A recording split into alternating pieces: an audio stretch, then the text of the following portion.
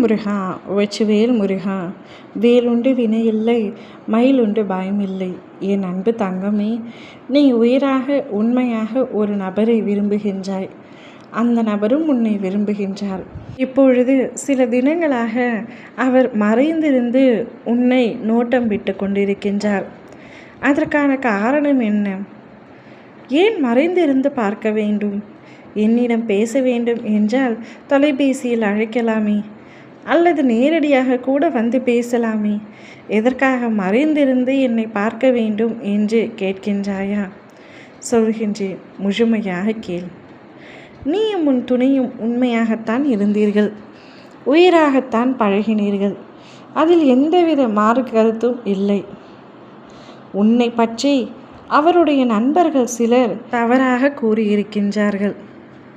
முதலில் நம்பாத உன்னவரோ பின்பு போகும் போக்கில் சற்று நம்ப தொடங்கிவிட்டார். ஒருவேளை உண்மையாக இருக்குமோ? இருந்தால் என்ன செய்வது? நான் உயிராக நேசித்து விட்டேனே என்று பல மனக்குழப்பங்களுக்கு மத்தியில் இருந்தவர் இப்பொழுது சில தினங்களாக உன்னை மறைந்திருந்து நீ எங்கு செல்கின்றாய், என்ன செய்கின்றாய், யாருடன் பேசுகிறாய் என்று நோட்டம் விட்டு கொண்டிருக்கின்றார். இது முதலில் தவறான ஒரு விஷயம்தான், ஒப்புக்கொள்கின்றேன். அவர் செய்வது தவறுதான். ஆனால் அவருக்கு உன்னிடத்தில் நேரடியாகவும் கேட்க முடியவில்லை, என்ன செய்வது என்றும் புரியவில்லை. உன்னை விடவும் முடியவில்லை, விட்டு கொடுக்காமல் இருக்கவும் முடியவில்லை. அதனால்தான் இவ்வாறு ஒரு காரியத்தை உன்னுடைய துணை இப்பொழுது செய்து கொண்டிருக்கின்றார். ஆனால் நீ எவ்வளவு நல்லவள்! உன் மனது அவர் மீது மட்டுமே இருக்கிறது என்ற உண்மை அவருக்கு கூடிய விரைவில் புரியும்.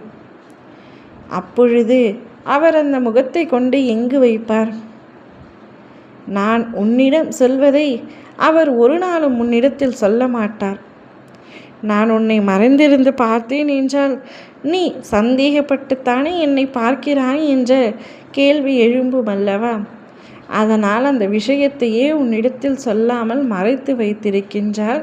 இனி எத்தனை காலமானாலும் சொல்ல மாட்டார். ஆனால் நானாவது என் பிள்ளைக்கு உண்மையாக இருக்க வேண்டுமல்லவா? அதனால்தான் உன் கண்ணில் பட்டு இந்த விஷயத்தை உன்னிடத்தில் கூறினேன். என் அன்பு பிள்ளை, நீ அவரை மட்டுமே விரும்புகின்றாய், அவரை மட்டுமே நேசிக்கின்றாய், உயிராக நினைக்கின்றாய், உறவாக நினைக்கின்றாய், உன் துணையாக நினைக்கின்றாய். ஆனால் அவருக்கு இது புரியாமல் உன்னையே சந்தேகப்பட்டு கொண்டு இப்படி ஒரு காரியத்தை செய்து கொண்டிருக்கின்றார். கூடிய விரைவில் அதற்கான பலனை அவர் அனுபவிப்பார். சந்தேகப்பட்டு விட்டோமே, தவறு செய்து விட்டோமே என்று நிச்சயமாக ஒரு நாள் வருந்துவார். உன்னை பற்றி சாதாரணமாக நினைத்து விட்டார். நீ நெருப்பு என்று அவருக்கு புரியவில்லை. அவரை தவிர யாராலும் உன்னை சுட முடியாது, அது எனக்கு நன்றாக தெரியும். ஆனால் அவருக்கு புரியவில்லை. இப்பொழுது நன்றாக புரிந்திருக்கும். ஓ முருகா, வெற்றிவேல் முருகா.